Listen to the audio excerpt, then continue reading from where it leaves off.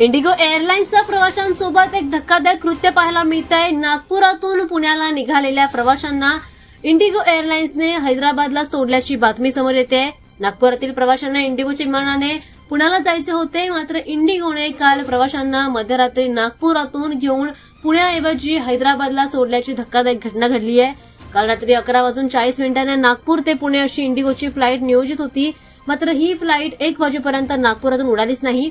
1 वाजल्यानंतर फ्लाईटने उड्डाण घेतला, मात्र अर्ध्या तासाच्या उड्डाणानंतर आपल्या विमानाला पुण्यात लँड होण्याची परवानगी मिळत नाही। त्या ठिकाणी लँड होण्यासाठी जागाच नाही असं कारण सांगून इंडिगो क्रू आणि व्यवस्थापनाने फ्लाईट पुण्याऐवजी हैदराबादला लँड केली।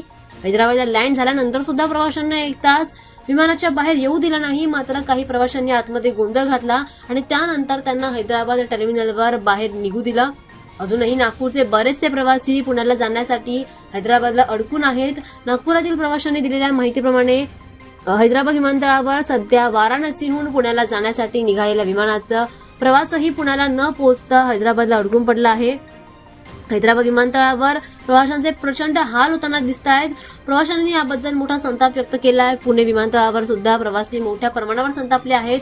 ना कोणतीही माहिती दिली जात आहे, ना फ्लाईट्स कॅन्सल करता येत आहे। इंडिगो कंपनीकडून प्रवाशांसोबत कोणताही संपर्क साधला जात नाही आणि त्यासोबतच त्यांना कोणतीही ठोस माहिती दिली जात नाही असं बरेचसे प्रवासी म्हणतायत। त्यामुळे विमानतळावर प्रवाशांनी मोठा गोंधळ घातल्याचं पाहायला मिळतं।